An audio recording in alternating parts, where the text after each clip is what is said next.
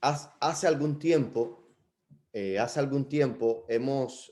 yo compartí con la iglesia principalmente creo que fue hispanoamericana, compartí una temática sobre las 7 iglesias. No sé cuánto lo recuerdan,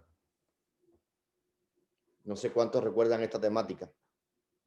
Ya hace buen tiempo, yo creo que fue mi primer año, ya estamos pasando terminando el quinto, casi llegando al sexto año. Así que hace algún buen tiempo ya. Pues me puse a estudiar un poquito porque quería presentar pues una serie sobre las trompetas. Y entonces estudiando las trompetas me di cuenta que si no refrescamos la memoria con las 7 iglesias, y le dedicábamos un tiempo específico pues a los sellos, pues no íbamos a entender entonces las trompetas. Entonces hice algunos cambios en los temas de las 7 iglesias, algunos cambios de cosas que encontré nuevas, y quiero volver a compartir estos temas, porque ya los demás van a ser quizás menos engorrosos si comprendemos bien lo que Dios tiene presentado o nos presenta pues a través de las 7 iglesias. Así que hoy vamos a abrir nuestras Biblias en el libro de Apocalipsis, capítulo 2, versos 1 al 7. Libro de Apocalipsis, capítulo 2, versos 1 al 7. Y me gustaría que tomaran apuntes, porque recuerden, vamos a hacer un estudio progresivo. Si no, no va a ser un estudio aislado, va a ser un estudio progresivo, y entonces una cosa nos va a ir aportando para la otra. Si lo que vamos a estudiar con la primera iglesia, vamos a ver el reflejo de eso pues en el primer sello, y vamos a ver eso también después en la primera trompeta. Entonces es muy importante que tomemos anotaciones para que en el estudio pues no nos perdamos y podamos llegar a una buena conclusión, ¿verdad? A una buena conclusión. El capítulo 2 comienza con la iglesia de Éfeso y dice: escribe el ángel a la iglesia de Éfeso, el que tiene las 7 estrellas en su diestra y anda entre los 7 candelabros de oro, dice: conozco tus obras, tu trabajo, tu paciencia, y que no puedes tolerar a los malos. Probaste a los que dicen ser apóstoles y no lo son, y los hallaste mentirosos. Has perseverado y soportado pruebas por mi nombre y no has desfallecido. Pero tengo contra ti que has dejado tu primer amor. Por tanto, recuerda de dónde has caído, arrepiéntete y haz las primeras obras. Si no te arrepientes, vendré a ti y quitaré tu candelabro de su lugar. Pero tienes en tu favor que aborreces la práctica de los nicolaitas, que yo también aborrezco. El que tiene oído, oiga lo que el Espíritu dice a la iglesia. Al que venza, le daré a comer del árbol de la vida que está en el paraíso de Dios. Sí, mucho tenemos en ocasiones o tememos, ¿verdad? Sobre lo que se nos avecina. Muchos tenemos temor, ¿verdad? Algunos tienen temor al coronavirus. Ahora supuestamente dicen que hay una mutación de este coronavirus, y hay otro que es todavía mucho más fuerte. Y las personas sienten gran temor, ¿verdad? Pero hoy vamos a analizar esta iglesia y vamos a ver qué papel juega Cristo en esta iglesia, y qué respuesta él espera que como pueblo de él, ¿verdad? Como pueblo elegido de él, como pueblo escogido, qué respuesta tengamos o debemos tener nosotros, ¿verdad? Hacia él. Vamos a ver un poquito de historia. Esta iglesia, y esto es digno que lo anoten porque esto va a continuar después en progreso, está ubicada en el periodo del siglo 31 al 100 después de Cristo. Algunos definen el nombre de Éfeso con el significado de deseable. Sí, ¿por qué esta iglesia o este lugar, Éfeso, era deseable? En primer lugar, porque en los días de Juan, esta ciudad era la ciudad principal de la provincia romana, de allí de Asia. Aproximadamente a unas 60 millas de Pasmo se encontraba pues Éfeso. Y y Éfeso fue pues la capital pues de allí de la provincia romana. Estaba situada en el extremo occidental, en una gran carretera que atravesaba del Asia Menor desde Siria, y esto se ubicaba hacia afuera a un puerto marítimo importante sobre el mar Egeo. Así que imagínense, si Éfeso estaba ubicada en la carretera principal que iba de un lugar al otro, y esta carretera comunicaba con un puerto, pues era una de las ciudades principales, pues el mercado y el negocio, como lo conocemos nosotros, pues estaba bien asentado. Como metrópoli era un centro político y tenía la condición de libre. Quiere decir, aunque pertenecía a Roma, era libre, había tenido el título de libre, podía tener sus propias leyes, ¿verdad? Podía tener sus propias leyes, podía tener su propio negocio, podían efectuar cualquier, quizás la religión o cualquier tipo de religión, pero la religión pagana era muy famosa e importante dentro de los efesios o de Éfeso. ¿Por qué? Porque ellos tenían dos templos que aunque eran libres, estos dos templos ellos se lo dedicaban a Roma, al emperador romano. Se lo dedicaban al emperador romano de una manera para adorar pues a este emperador. Poseían una de las maravillas del mundo antiguo y era el famoso templo a la diosa Artemisa o Diana, como algunos le conocen. Esta era la diosa de la fertilidad. Era la diosa de la fertilidad y tenía muchos senos, ¿verdad? Tenía muchos senos, a quien veneraba o venera Asia y el mundo entero. Y se creía que su imagen había caído del cielo. Es decir, hoy escuchamos eso mismo con la Virgen María, ¿verdad? Escuchamos eso mismo con la Virgen María o con la Virgen de Guadalupe, que vemos que cayó en el mar o que salió del mar o que la vemos pintada en una acera. Sí, todo ese tipo de supersticiones pues también estaban allí arraigadas en Éfeso, cosas que también llegan hoy hacia nuestros días. Este templo, queridos, era el orgullo de sus ciudadanos. Sí, esto nos recuerda también qué sentía Israel o qué sentían los judíos hacia el templo de Jehová, ¿verdad? Hacia el templo de Dios. Sentían orgullo, sentían alegría. Por eso llevaron a Jesús allí. Y cuando Jesús les dice que el templo se iba a caer y que no iba a quedar piedra sobre piedra, ellos sintieron tristeza. Pues estas personas en Éfeso también sentían orgullo por su templo. El santuario o el templo dentro de ellos poseía una caja fuerte con todas las riquezas, lo que hacía de Éfeso el centro financiero más fuerte del mundo antiguo. Un teólogo muy famoso, William Barclay, él dice que el templo poseía el derecho de asilo. Si alguien cometía un crimen, podía llegar al templo antes de ser arrestado y estaba seguro. Quiere decir, nosotros podemos conocer eso en términos hoy como una ciudad refugio, ¿verdad? Si ustedes recuerdan, también Dios mandó a hacer ciudades refugios para personas que estuviesen huyendo por las leyes en sus tiempos, ¿verdad?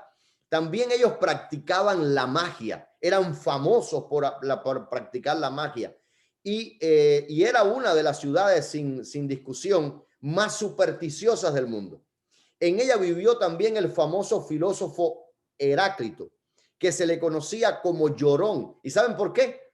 Porque la ciudad era bien sucia. Los habitantes de la ciudad, parece ser que al haber tanto comercio, pues sus calles, la ciudad, los habitantes, tiraban muchos desechos.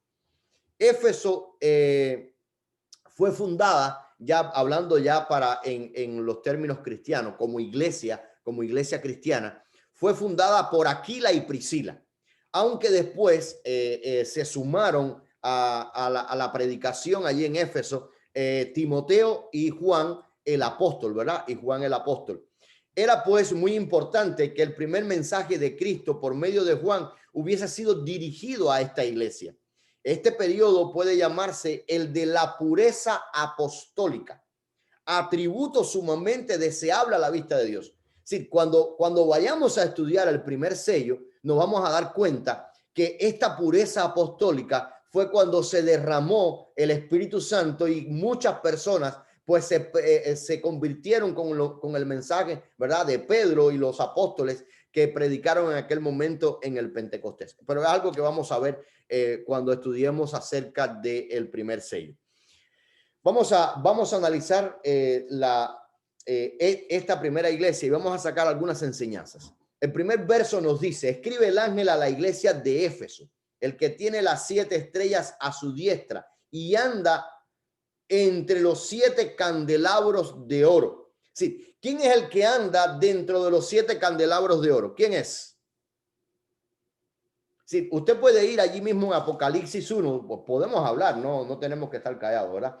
En Apocalipsis 1, Apocalipsis 1, verso 20. Y la Biblia lo dice claramente quién es el que anda por en medio de los candelabros.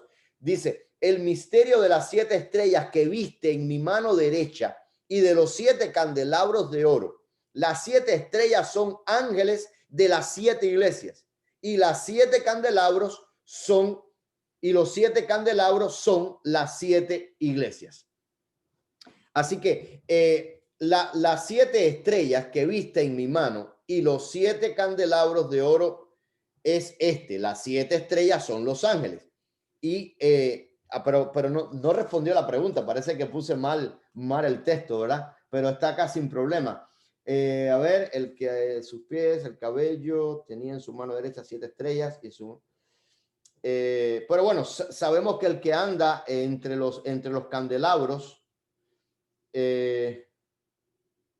a ver, aquí está, en los versos 2 y 13, me equivoqué al poner el texto, en los versos 2 y 13 dice: me volví para ver quién hablaba conmigo y vuelto vi 7 candelabros de oro y entre los 7 candelabros vi a uno semejante al Hijo del Hombre, vestido de una ropa que llegaba hasta los pies. Sí, ¿quién es el Hijo del Hombre? Conocemos en la Biblia, pues es Jesús, ¿verdad? Así que el que andaba en medio del candelabro era Jesús. Ahora, hay 2 palabras muy importantes que podemos encontrar en este verso. La primera palabra es tiene y la segunda palabra es anda. Así que la palabra tiene en el idioma griego tiene la connotación de sostener firmemente. Es alguien que tiene el control, alguien que sostiene, alguien que no permita que caiga, ¿verdad? Lo que tiene sostenido. Entonces, si analizamos el texto, quien anda en el candelabro y quien tiene las 7 iglesias en su mano, ¿quién es? Es Jesús. Así que Jesús no va a permitir que su iglesia caiga. Jesús es el que la sostiene, ¿verdad? El que la sostiene con su poder. Entonces, es muy importante también que veamos la palabra ángelos. Ángelos, si vamos a Marcos 1:2, y vamos a leerlo rápidamente, si alguno quiere compartirlo, Marcos 1:2, si no yo lo comparto, Marcos 1:2, dice allí la escritura, Marcos 1:2, dice: y el profeta Isaías escribió: yo envío mi mensajero delante de ti que prepara tu camino. Sí, ¿cuál fue el mensajero enviado delante de Jesús que preparara el camino? Pues el mensajero era Juan, ¿verdad? El mensajero era Juan. Si vamos al libro de Lucas, vemos otra aplicación a mensajero. Lucas 7:24, Lucas capítulo 7, verso 24 dice: cuando los mensajeros de Juan se fueron, Jesús empezó a decir de Juan a la gente: ¿qué saliste a ver al desierto? Una caña agitada por el viento. Así que mensajero en el Apocalipsis lo podemos encontrar de 2 maneras. Una, se refiere a los ángeles, y 2, se refiere a esa persona mandada por Dios a predicar el evangelio. Y en el contexto de la iglesia, los mensajeros son aquellos que Dios ha puesto para que den su último mensaje de advertencia al mundo en el cual vivimos. Así que el andar en la iglesia en el tiempo apostólico era disfrutar de cuidado, era disfrutar de la atención, era disfrutar del ministerio de Cristo. Querido, así que cuando tú y yo andamos con Jesús, podemos disfrutar de su cuidado, podemos disfrutar de su atención, podemos disfrutar de ese ministerio que Él comparte con nosotros. Porque el propósito de Jesús es que nadie se pierda, sino que todos procedamos al arrepentimiento. Dios nos ha llamado a nosotros como sus voceros, como sus candelabros, para que nosotros alumbremos, ¿verdad?, en el mundo en el cual nosotros nos encontramos. Así que la primera enseñanza, Jesús nos advierte que Él está, ¿de qué manera? Al control. Jesús no ha desprovisto a su iglesia de su protección, no ha desprovisto a su iglesia de su cuidado, no ha desprovisto a su iglesia de su ministerio, no ha desprovisto a su iglesia de una atención especial. El verso 2, vamos rapidito al verso 2 de Apocalipsis, ¿verdad? El verso 2, ¿alguien quiere leerlo? El verso 2 del capítulo 2 de Apocalipsis. Verso 2. Están muy callados, ¿verdad? Dice, conozco tus obras, tu trabajo, tu paciencia, que no puedes tolerar a los malos. Probaste a los que dicen ser apóstoles y no lo son, y los hallaste mentirosos. La enseñanza la quiero decir desde ya. La enseñanza que podemos extraer acá es una pregunta. ¿A qué te dedicas? Sí, como siervo de Dios, como mensajero de Dios, ¿a qué te dedicas? Así que cada una de las 7 iglesias Jesús declara claramente, yo te conozco. Si usted analiza cada uno el mensaje a cada iglesia, Jesús comienza diciéndole, yo conozco, yo te conozco. Querido, Jesús nos conoce a todos por igual. Jesús conoce, querido, en qué pensamos. Jesús conoce las intenciones de nuestro corazón. Jesús conoce hacia dónde nosotros queremos ir y hacia dónde queremos llevar a aquellas personas que nos rodean. La palabra conocer es hecho, acción, actividad. Es más particularmente obras que demuestran el carácter moral. La vida y conducta de la iglesia son totalmente conocidas por Jesús. Son totalmente conocidas por Jesucristo. Entonces Cristo nos afirma conocer, querido, nuestra fatiga, conocer nuestro cansancio como resultado de ese intenso esfuerzo. A veces nos cansamos de predicar, a veces nos cansamos de intentar unir la iglesia, a veces intentamos que los hermanos todos se compenetren, a veces intentamos que la iglesia predique el evangelio, que hable del amor de Jesús a otras personas. Y a veces nos cansamos. A veces decimos, es imposible que lo hagan. ¿Por qué no lo hacen? ¿Por qué no lo hacen? Queridos, Cristo nos conoce y conoce lo que estamos haciendo y la razón por la cual nosotros lo estamos haciendo. Conoce ese intenso deseo que tenemos de que la obra de Dios avance hasta el agotamiento, ¿verdad? Hasta el agotamiento que sufren nuestros líderes de la iglesia. También conoce nuestra paciencia. Yo no lo dije en el punto de la oración, pero tenemos a uno de los líderes mundiales de nuestra iglesia que ha sido raptado. Fue a África a cumplir parte de su labor en su ministerio, y en África lo raptaron. Y necesitamos orar porque la obra de Dios está siendo atacada en nuestros días. En el tiempo de Éfeso también fue atacada. Porque cuando Satanás ve que hay personas que quieren hacer crecer la obra de Dios, cuando Satanás ve que hay personas que quieren alabar el nombre de Dios, a él le molesta y pone tropiezos para que las cosas no sucedan, para que las cosas no pasen. La iglesia, a pesar de los problemas, se mantenía firme gracias a que perseveraban por causa. Escuchen esto, ¿por qué se mantenía firme la iglesia?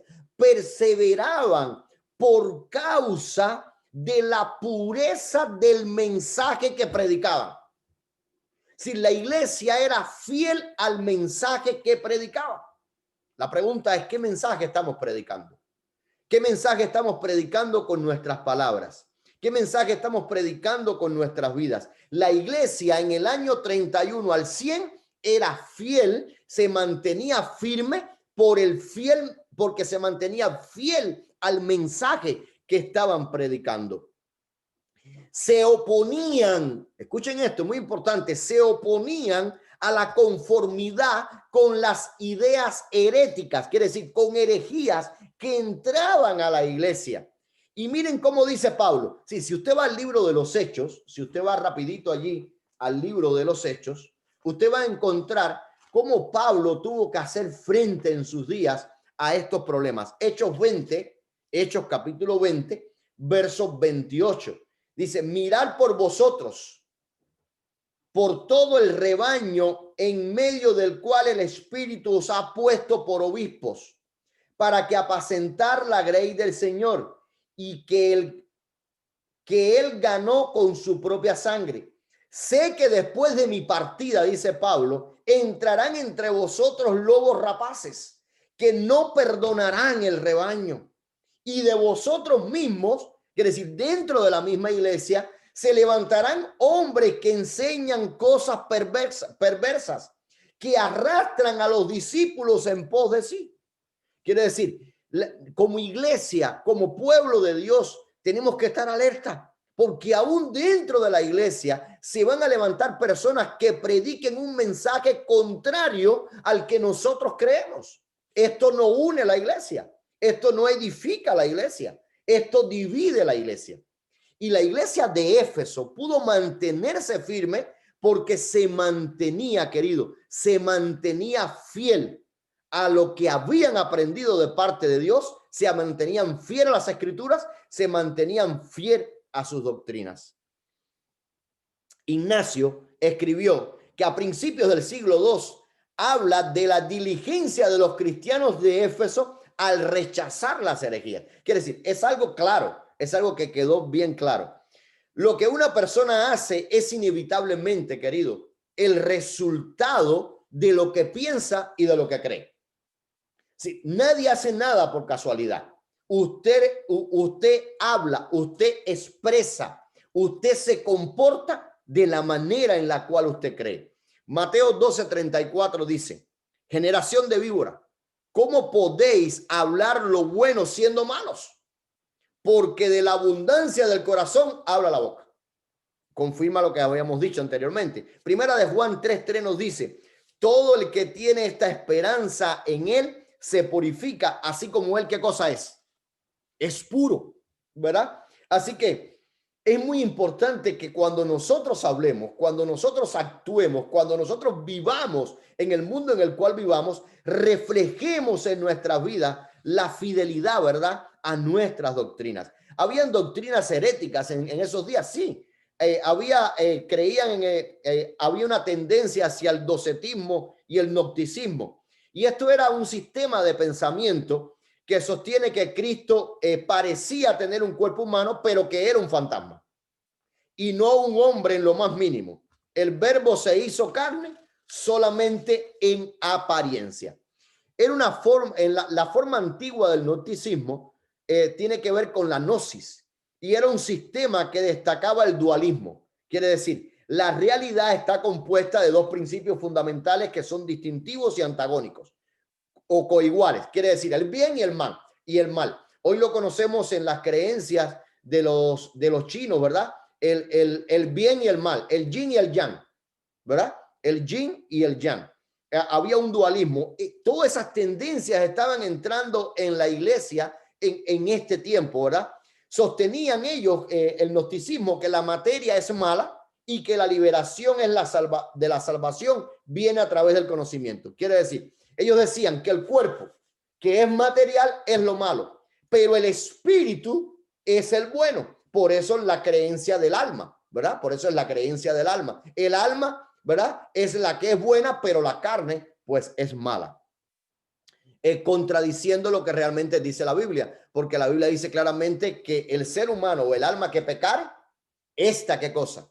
Esta morirá. Y recordemos que cuando la Biblia habla de alma, habla de la entidad, ¿verdad? De ese muñeco de barro que Dios creó, más ese aliento de vida que Dios puso en el ser humano. Eso conformó un alma viviente. Pues estas tendencias gnósticas en los tiempos de esta primera iglesia la pudimos ver a través de Simón el Mago. Él fue uno de estos precursores que trajo estas tendencias, ¿verdad?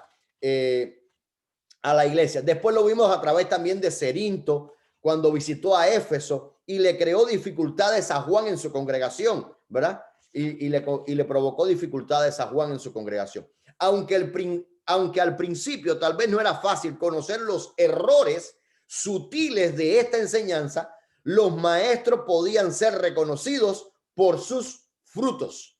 Así que por sus frutos, ¿qué cosa? Los conoceréis.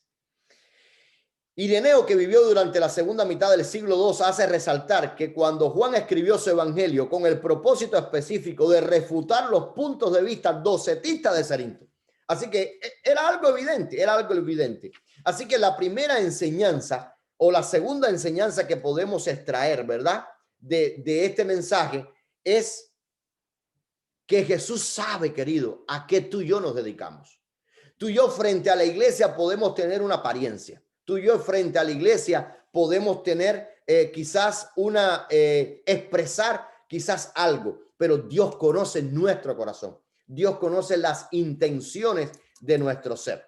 A veces decimos, bueno, vamos a dejar que la gente haga lo que quieran, que si no es de Dios se va a morir y si es de Dios, pues va a prevalecer. Pero es que la Biblia presenta una doctrina pura, una doctrina clara, una doctrina precisa. Como pueblo adventista tenemos estipulada nuestra doctrina, tenemos estipulada nuestra creencia.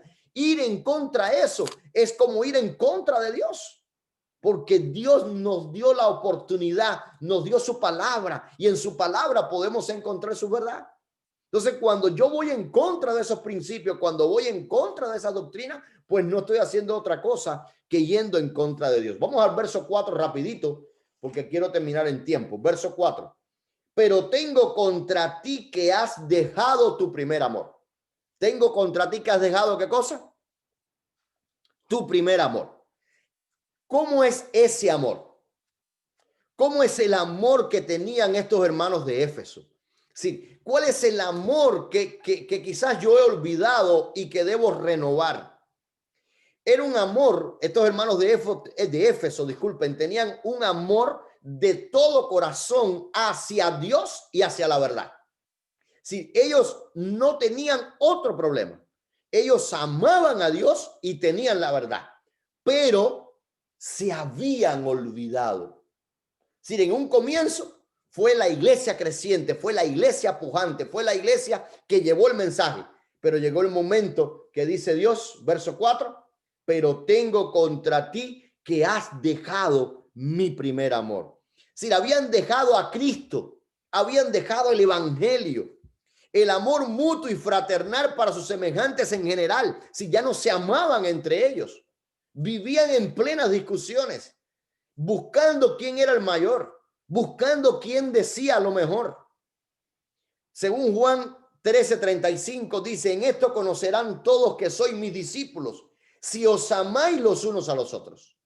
Sí, yo intenté buscar la cita, no la encontré, pero recuerdo desde muy pequeño haber leído una cita del espíritu de profecía que dice que Dios o los ángeles se ponen en las puertas de las iglesias e impedir que las personas entren, porque si vieran las discusiones, los problemas y las cosas que hay dentro de la iglesia, se irían y nunca más regresarían. ¿Será nuestra iglesia así? ¿Será nuestra iglesia así? ¿Hemos perdido nosotros también ese primer amor? Las controversias doctrinales suscitadas por los falsos profetas quizás había dado lugar a un espíritu de división. Yo les decía anteriormente, a veces creemos que no, déjalo, no hay problema, que de todas maneras si es de Dios va a continuar y si no es de Dios se va a acabar. Queridos, nosotros como pueblo de Dios hemos sido llamados a hacer una labor. Hemos sido llamados a ponernos de parte de Dios aunque se desplomen los cielos. Y necesitamos hacer eso. Necesitamos ponernos de parte de Dios. Vivimos hoy en el siglo XXI. Cristo está a las puertas. Todo nos anuncia que Jesús está próximo a venir. La pregunta es, ¿he dejado yo mi primer amor? Es lo que necesitamos preguntarnos. Así que la religión en el tiempo de Éfeso llegó a ser legalista y sin amor. El entusiasmo se había disipado y los miembros estaban empezando a perder contacto con Dios y el amor mutuo. Sí, yo pregunto, ¿cuántos somos entre las dos iglesias? Entre las tres iglesias. ¿Cuántos somos? Estamos cerca de las 200 personas. ¿Cuánto habemos conectado? Vamos a pensarlo así. Habemos conectado 14 familias. Vamos a pensarlo así. Y vamos a pensar que cada familia tenga 3 personas, mínimo. 3 personas. Mamá, papá y un niño.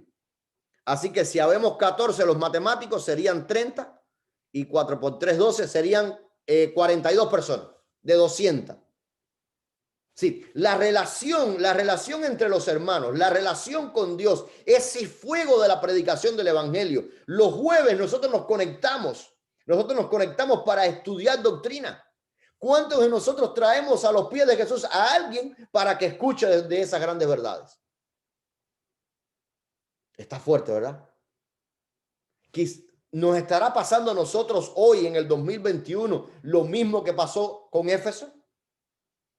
¿Estará pasando eso? Enfatizaban tanto la doctrina que habían olvidado el amor que es tan necesario para la unidad. En la actividad del Espíritu como mensajero de la verdad fue estorbada, escuchen esto, a medida que el error halló cabida en la iglesia.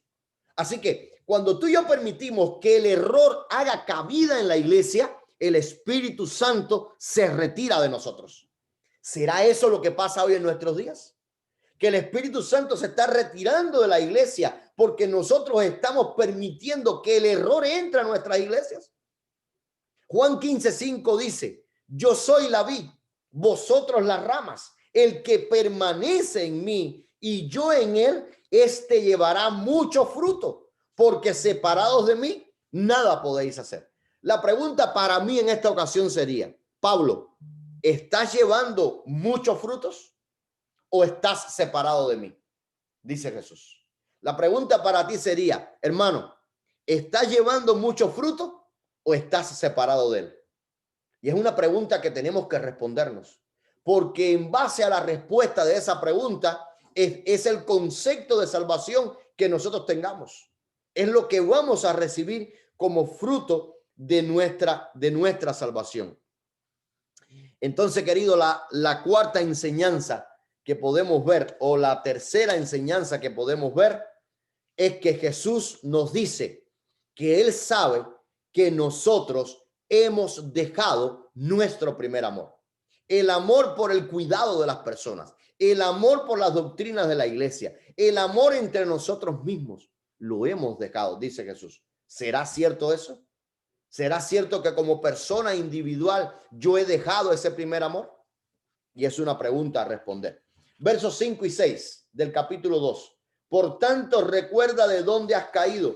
Arrepiéntete, haz las primeras obras. Si no te arrepientes, vendré a ti y quitaré tu candelabro de su lugar. ¿Qué significa? ¿Qué significa recordar para ellos? Dice el verso 5. Por tanto, recuerda de dónde has caído.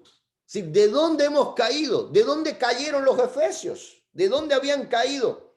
Esto era un imperativo que sugería una actitud o una acción continua y progresiva. Sigue recordando. Si Jesús no quería que ellos se olvidaran.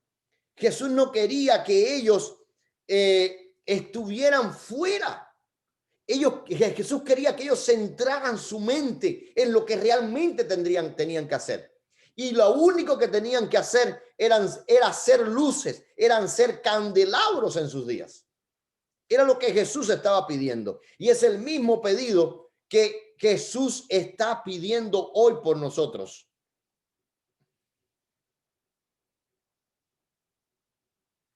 Y es lo mismo que Jesús está pidiendo, queridos, hoy para nosotros. No era meramente recordar. No era meramente recordar. Sí, yo conozco de personas,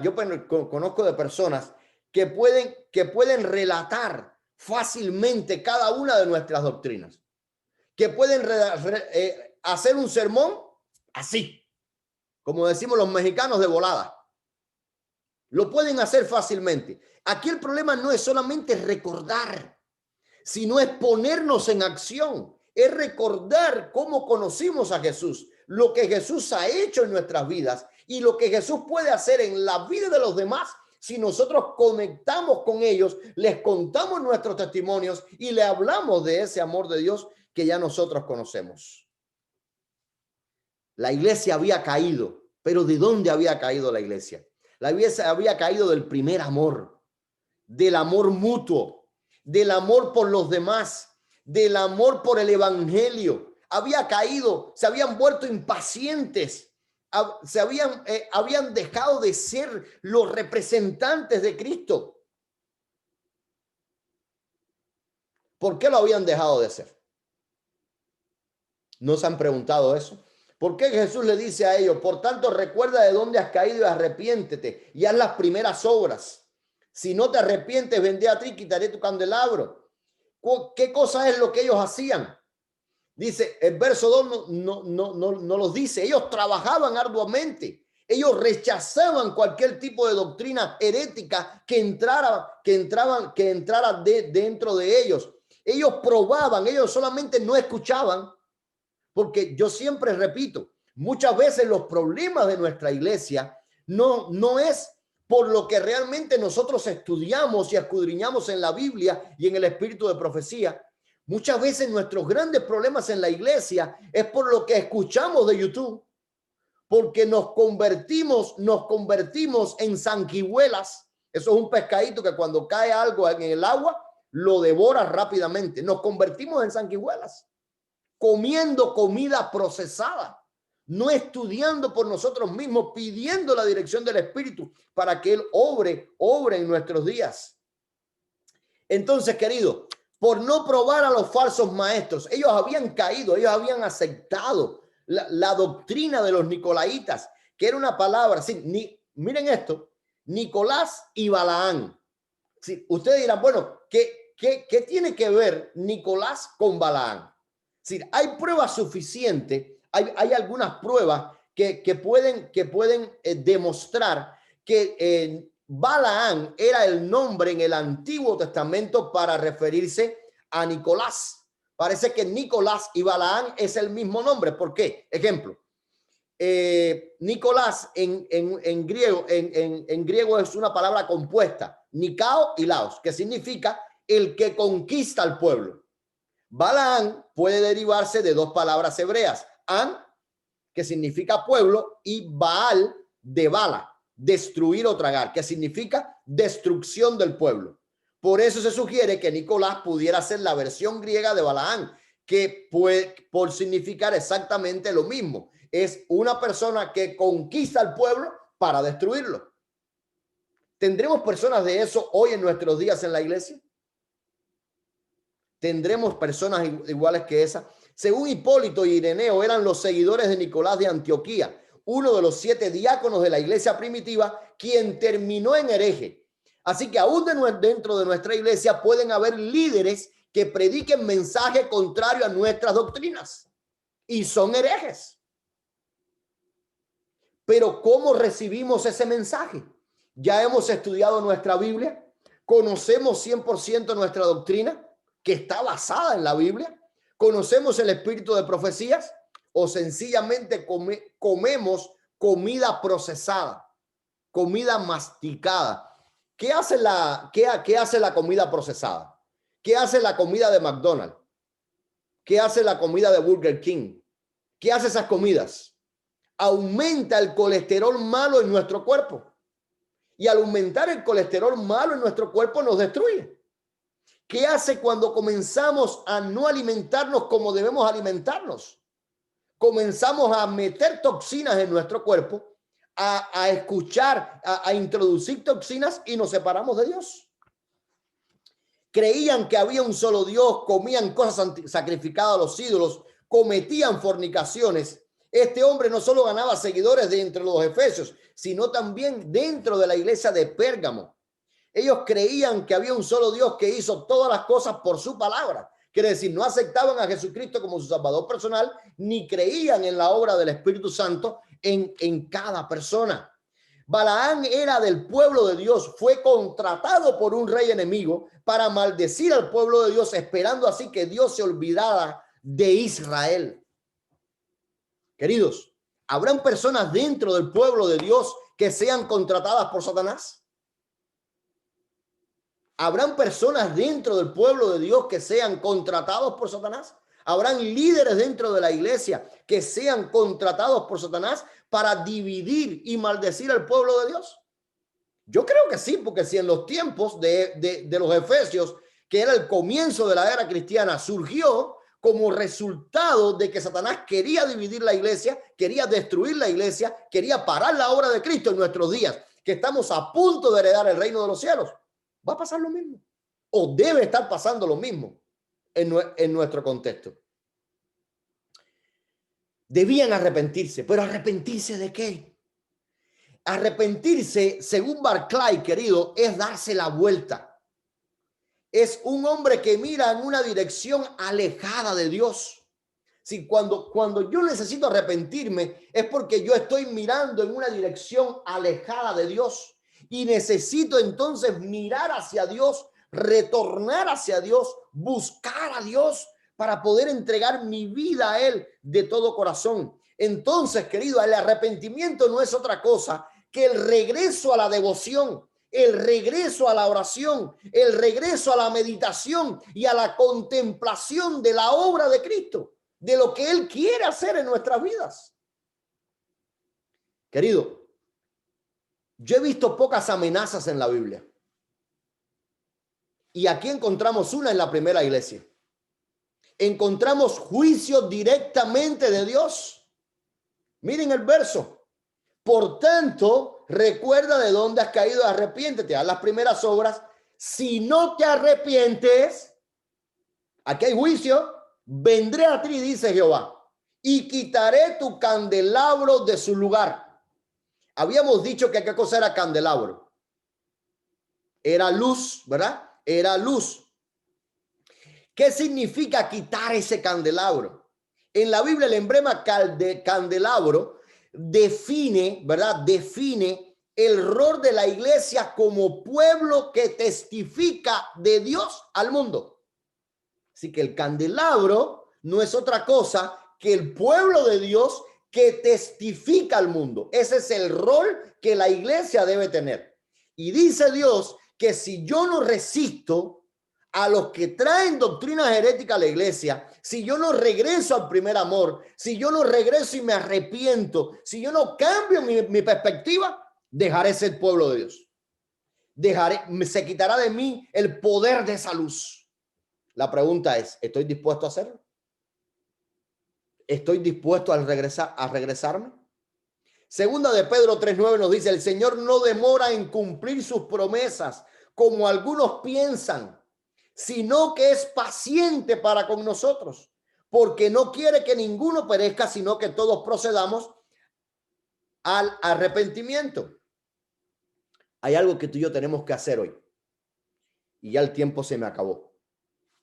Y lo que tenemos que hacer, querido, es venir a Jesús, es virar, es cambiar el sentido de nuestro caminar. Deseado de toda la gente dice, los que han, página 767, los que han puesto en práctica la verdad que le ha sido velada, recibirán más verdad.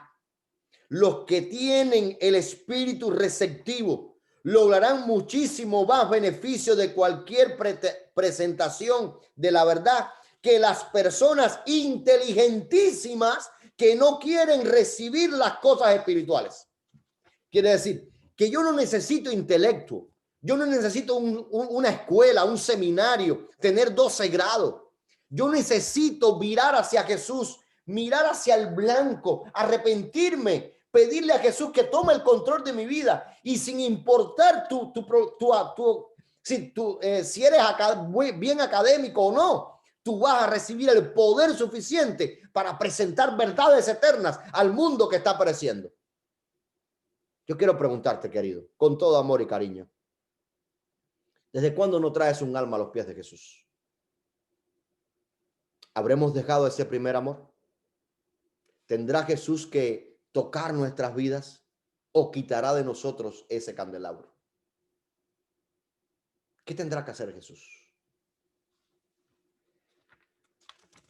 Versos 6 y 7, y con este terminamos. Pero tienes en tu favor que aborreces la práctica de los nicolaitas, que yo también aborrezco. El que tiene oído, oiga lo que el Espíritu dice a las iglesias. Al que venza, le daré a comer del árbol de la vida que está en el paraíso de Dios. Así que la última enseñanza y la quinta enseñanza es que yo necesito, dice Jesús, yo necesito que estén atentos. Yo necesito que estén atentos. Yo necesito que me escuches con comprensión mi palabra, dice Dios. Yo necesito que al escuchar mi palabra, sus vidas estén modeladas a la semejanza de lo que han oído, dice Dios. Yo necesito que enciendan en ustedes el fuego del Espíritu y venzan al maligno. Se espera que ellos participaran de las actividades paganas en los pueblos paganos. Es decir, los efesios se esperaba, si la nación en la cual ellos vivían, esperaban que ellos participasen de estas festividades paganas. ¿Qué festividades? Estos templos que habían sido hechos, uno, para adorar al emperador romano, y el templo de la diosa Diana. Se esperaban que cuando se hacían estos cultos, estas actividades, el pueblo de Dios participara de eso, que fuera a comer esas comidas, que fueran a tomar esos licores que habían sido ofrecidos a los ídolos, que participaran de esas actividades inmorales, ¿verdad? O prostitución en el culto que era parte de ellos como paganos. La pregunta es, ¿participamos nosotros hoy en las cosas paganas que participa el mundo? ¿Lo hacemos? ¿Qué pasa si no participaban? Miren esto. Si ellos no participaban en esos templos, si ellos no participaban en esas actividades, esto los llevaba a un aislamiento social. Y les recuerdo que habíamos hablado al principio que ellos tenían que era una ciudad meramente comercial. Así que por alguna razón los cristianos de esa época también formaban parte de ese comercio. Ahora, si ellos no participaban de esas actividades, los llevaba también a un aislamiento económico. No podían participar del comercio activo de la ciudad. ¿Querías un estatus en esos días? En esa sociedad tenías que participar de esas fiestas y no tenías opciones. La pregunta es, ¿de qué tienes que participar hoy para poder tener un estatus social? ¿Saben que conozco de personas que en sábado no cierran sus negocios? Tanto aquí en los Estados Unidos como en Cuba, de donde soy natal. Conozco personas que en sábado hacen transacciones comerciales.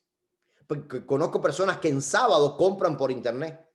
Conozco personas que en sábado deshonran el nombre de Dios. Pero si no nos arrepentimos, si no regresamos de esos malos caminos, dice el verso 5, arrepiéntete y haz las primeras obras. Si no te arrepientes, vendré a ti. Conozco de personas que traen doctrinas falsas dentro de la iglesia y quitaré de el candelabro de tu lugar.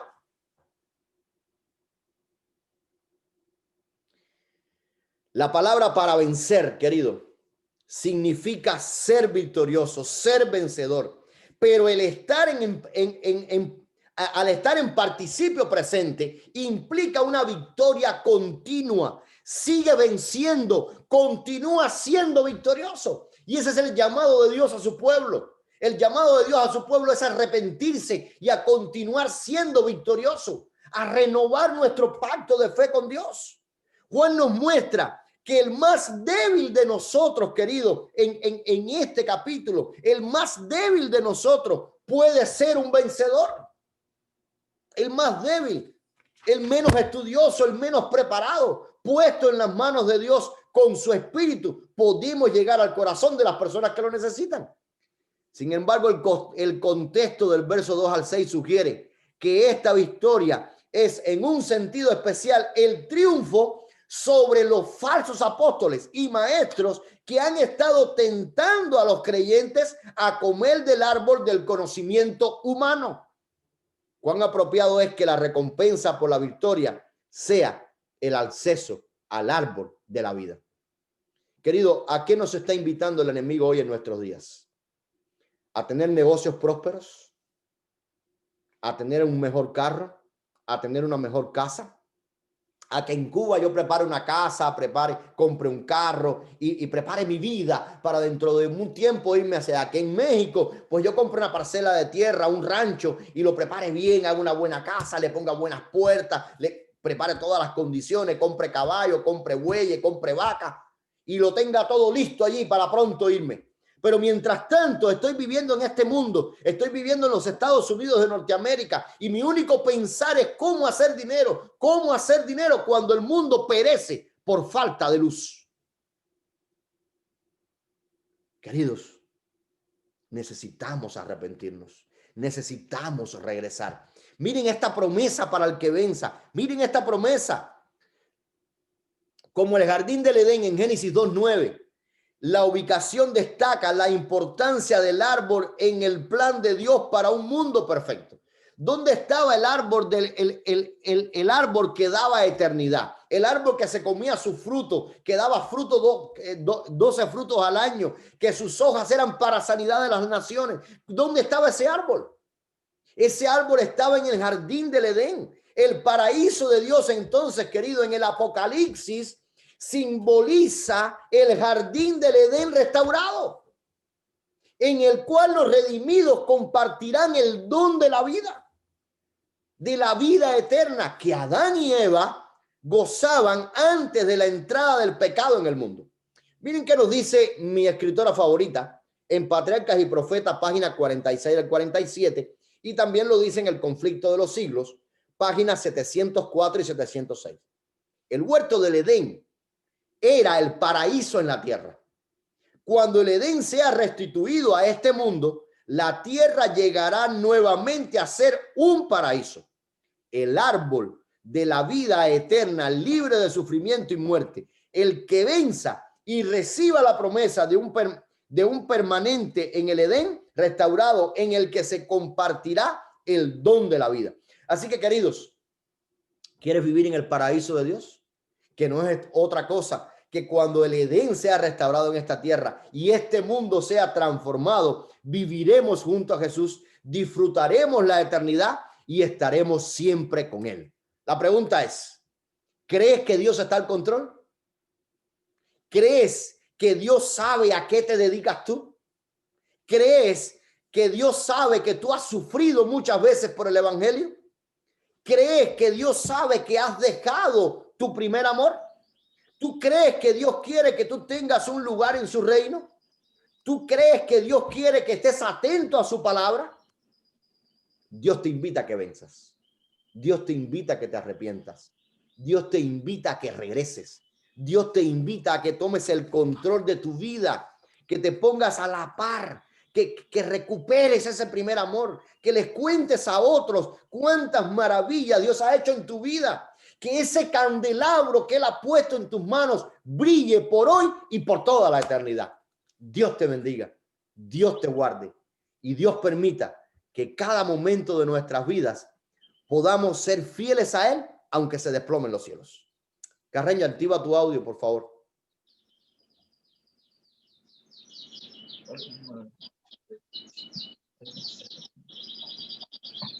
Ok, para concluir, gracias por el tema y pues vamos a concluir con un himno muy, muy lindo, muy bello.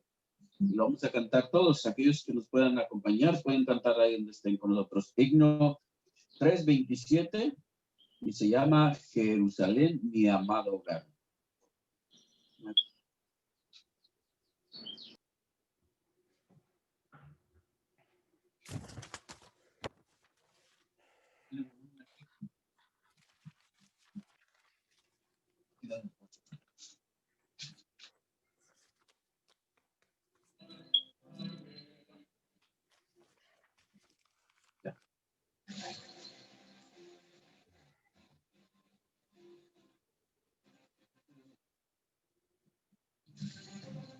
Jerusalén, mi amado hogar. Los valles de oro recorrer, los sientes como el sol, un río cristalino ver, hermosos lirios, en sus verdes márgenes, tranquilo reposar.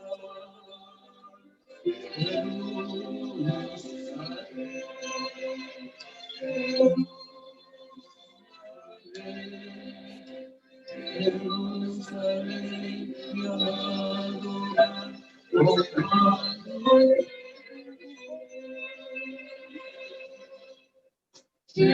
Jerusalén, mi amado hogar, en ti el llanto no existirá, ni muerte ni dolor. Allí no habrá enemistad, pues reinará el amor. Solo habrá felicidad con nuestro amor.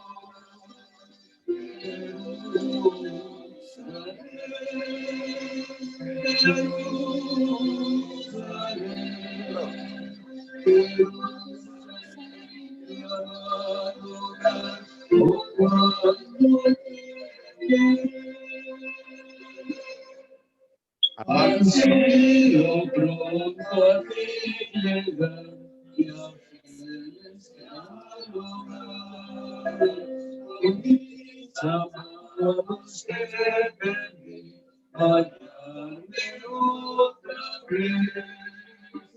Digo, no sé, amado, a qué María y contemplar el rostro de Jesús, mi Salvador.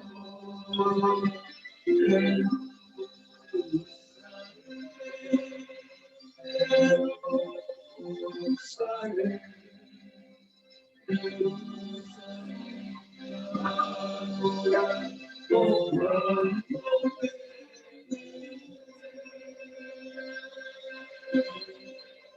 amén. Ok, vamos a ponerlo ahora para todos poder cantar este hermoso himno, ¿verdad? A ver, ¿qué pasó?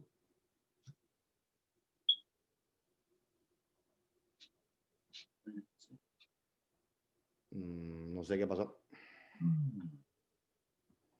Queríamos cantarlo, pero no sé qué. Aquí lo tengo, pero no quiere salir. A ver, Jerusalén. Ahora sí. Para cantar todos. Quiten sus micrófonos y vamos a cantar. Quiten sus micrófonos.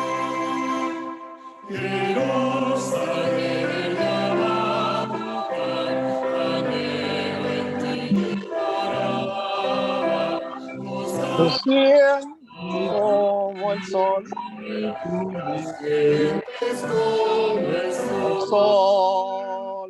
río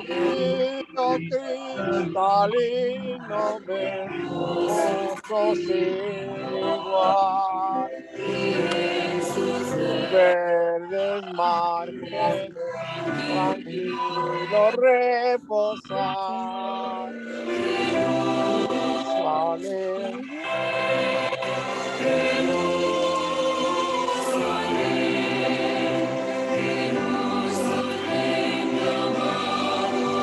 Jerusalén,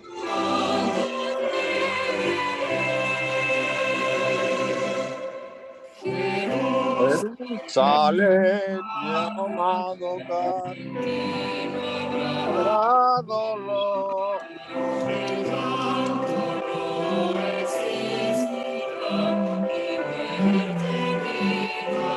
La voz.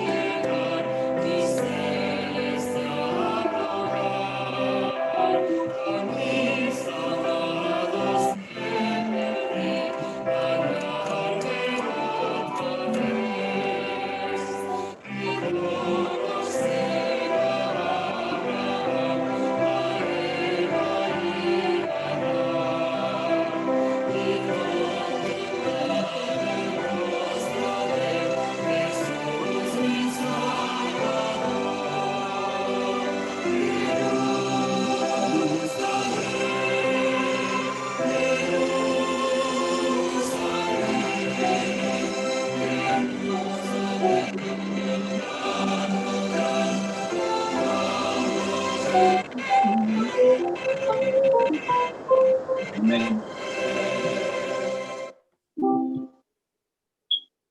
Amén, ¿verdad? Amén. Quiera Dios que muy pronto podamos estar preparados, ¿verdad? Para ir a Jerusalén, a ese hermoso hogar que Jesús está preparando para nosotros y que sean fieles. Inclinemos nuestros rostros para terminar el culto. Señor, gracias por tu amor. Señor, quizás tengamos que arrepentirnos de algo. Quizás tengamos que ponernos a escucharte. Quizás tengamos que pedirle al Espíritu de Dios que venga a nuestras vidas para que en cada momento nosotros podamos sentir el refrigerio de ese Espíritu que nos quiere reavivar ese primer amor que sentimos al conocerte. No quites el candelabro de nuestras manos. Queremos ser luces donde quiera que nos encontremos. Queremos llevar la luz del Evangelio donde quiera que estemos. Queremos hablar de tu amor. Queremos hablar de tu misericordia. Queremos hablar de tu paz. Queremos resistir a aquellos que vienen a dividir nuestra iglesia, dividir el rebaño y dividir al pueblo de Dios. Queremos en tu nombre, Señor, ir hacia adelante y hacia arriba. Vamos en el nombre de Jesús. Amén. Amén. Amén. Bien, le agradecemos a todos. Deja ver si entró alguien más. Le agradecemos a este dúo, ¿verdad? Que siempre está con nosotros y nos acompaña. También a nuestro querido hermano Raimundo desde mira, Raimundo, ¿cómo se llama el lugar? Juliet. Juliet. Pues Armando, tenemos a Yarili, tenemos a Adán con nosotros, tenemos a Brenda, también a Ezequiel, tenemos a la familia Guadalupe. Vamos a ver cómo puedo subir esto. Tenemos a la familia de Heidi, a la familia de Elías, tenemos a Lourdes, Luli, tenemos a María Marca, tenemos a Oscar, que no lo conocía por Oscar, tenemos a Teresa. Así que le agradecemos a todos, ¿verdad? Por compartir con nosotros este tiempo. Dios les bendiga, Dios les guarde. Nos vemos el martes. Amén. En 40 días de oración.